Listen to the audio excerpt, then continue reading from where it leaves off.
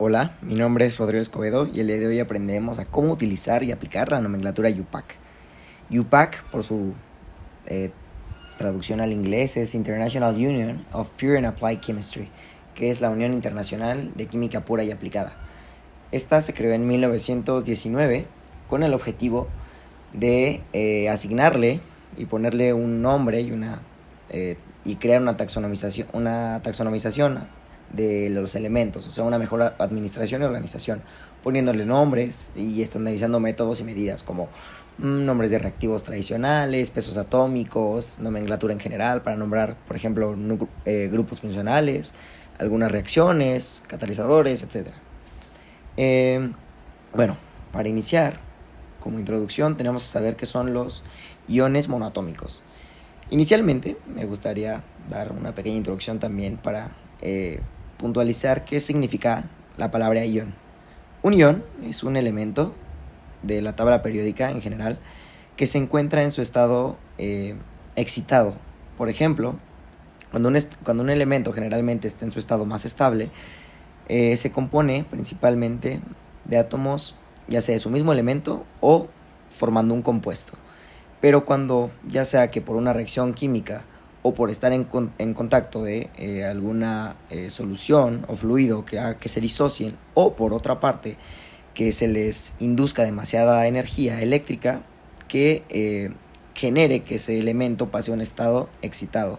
Por ejemplo, aquí para el oxígeno, que abrí como ejemplo, tiene una carga iónica, o sea, de que cuando se vuelve un ion de 2 negativo principalmente, como se puede ver aquí, es la carga iónica, aunque como se puede observar también arriba, tiene diferentes estados de oxidación que van desde su estado 0, siendo el más estable, siendo también el estado -1 y -2 como anión y de +1 y +2 como catión, que los veremos de este lado. Entonces, ya sabiendo qué es un ion y cómo se genera un ion, entramos a la categoría de cationes y aniones. Los cationes son los que tienen carga positiva y los aniones, como pues era muy obvio de saber, la carga negativa. Los cationes, para nombrarlos en la parte con las reglas de la UPAC, son muy sencillos porque prácticamente es anotar el nombre del elemento y el catión.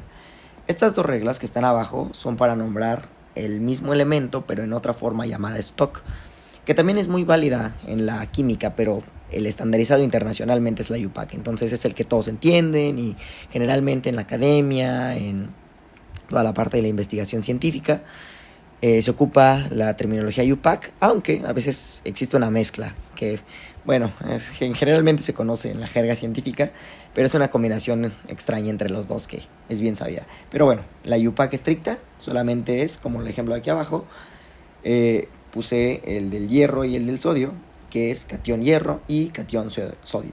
Por ejemplo, en la nomenclatura stock sería catión hierro 2. Porque el número, como dice la regla número 2, tendría que indicarse, pero en número romano.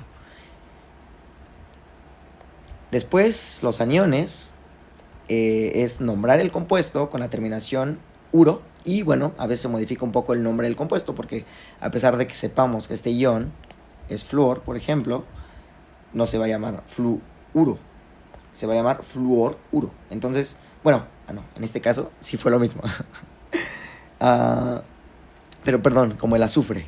En el caso del azufre no se llama azufruro, sino se llama sulfuro.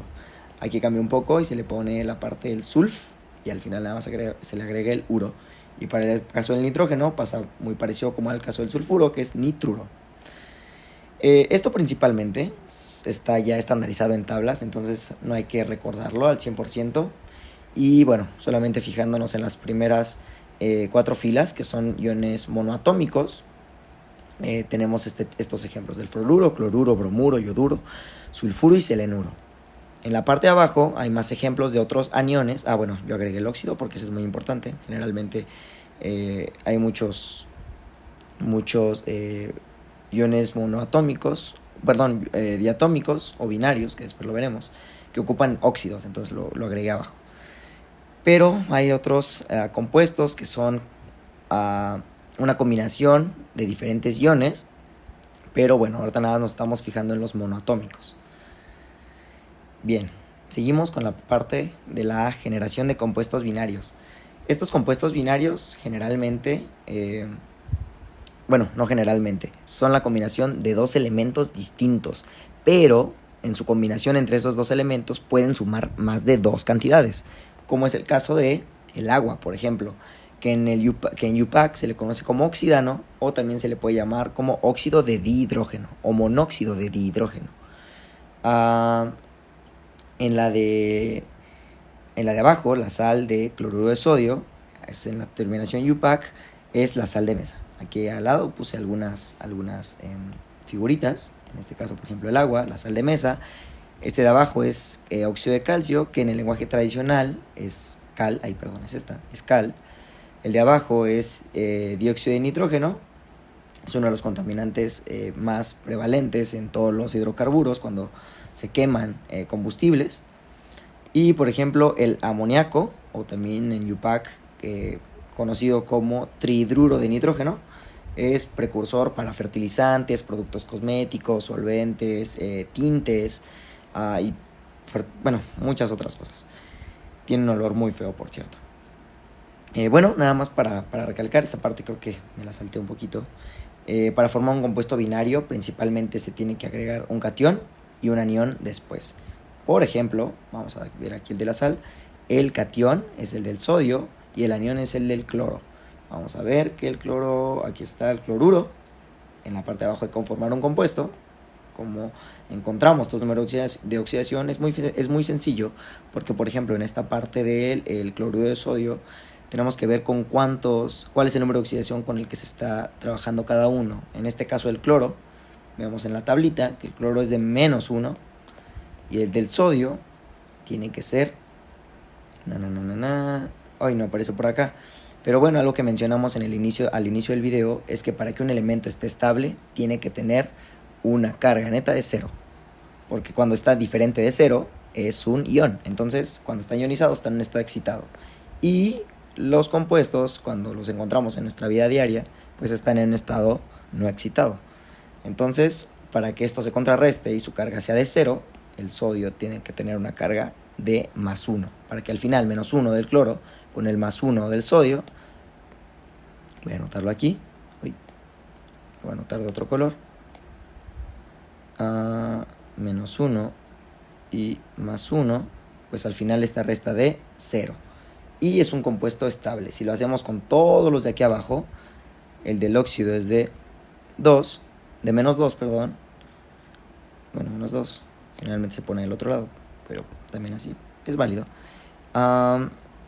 Y el del hidrógeno, pues para que este se contrarreste, tiene que ser +1, porque hay 2 hidrógenos aquí abajo, entonces son por 2. Esto es igual a 0 también. Entonces, este también es un compuesto estable, porque su carga neta es de 0. Y si hacemos exactamente lo mismo con los demás, pues nos podremos dar cuenta que son estables y que son compuestos binarios con una carga neta de 0. Entonces, nada más, para terminar, me gustaría hacer este ejercicio rápidamente con ustedes. Pero bueno, hoy no, nos estamos quedando sin tiempo. En una segunda parte, ahorita que ya entendimos un poco más sobre la teoría de cómo nombrar UPAC y cómo nombrar stock.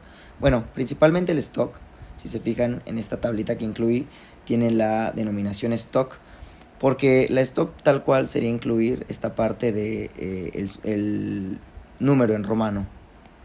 Bien, pero bueno, porque si me extiendo más para enseñarles la nomenclatura sistemática, que es la recomendada por la UPAC, no se dice nomenclatura UPAC, sino sistemática, pero es la que recomienda UPAC. La explicaremos en un siguiente video, porque este sería muy largo, pero al menos que espero que haya quedado claro la primera parte de la teoría sobre cómo utilizar la nomenclatura UPAC. Muchísimas gracias y próximamente subiré la parte número 2.